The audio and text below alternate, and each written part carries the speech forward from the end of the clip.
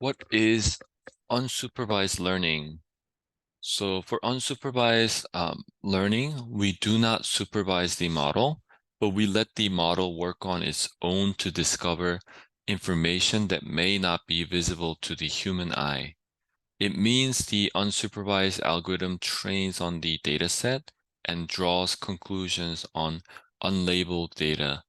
Generally speaking, unsupervised learning has more difficult algorithms than supervised learning since we know little to no information about the data or the outcomes that are to be expected.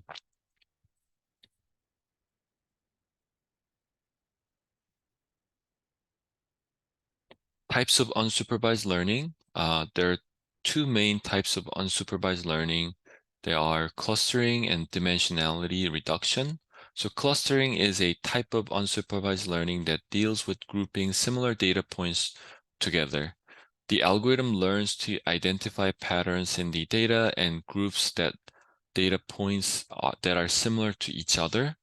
And dimensionality reduction is a type of unsupervised learning that deals with reducing the number of input variables without losing too much information.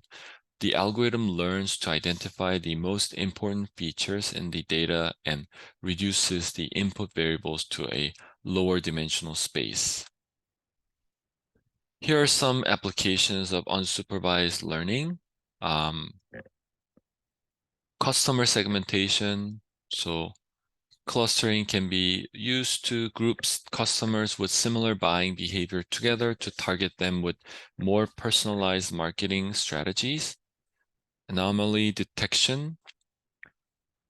Unsupervised learning can be used to identify unusual patterns in data, such as fraudulent transactions or defective products.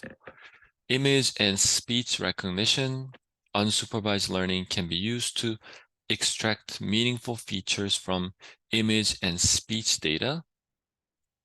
Data visualization, dimensionality reduction can be used to visualize high dimensional data in 2 or 3 dimensions.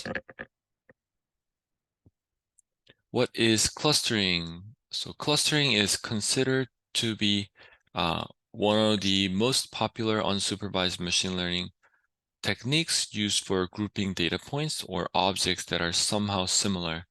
Clustering analysis has many applications in different domains, whether it be a bank's desire to uh, group customers based on certain characteristics or helping an individual to organize uh, their favorite types of music. Generally speaking, clustering is used mostly for discovering structure, summarization, and anomaly detection.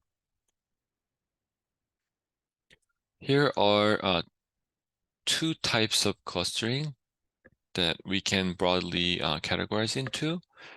One is hierarchical clustering and another is k-means clustering. Hierarchical clustering is a type of clustering that creates a hierarchy of clusters. So the algorithm starts with each data points as a separate cluster and then iteratively merges the closest clusters until all the data points belong to a single cluster. K-means clustering is a type of clustering that assigns each data point to one of the K cluster, where K is a pre-specified number of clusters. The algorithm starts by randomly selecting K centroids and then assigns each data point to the nearest centroid.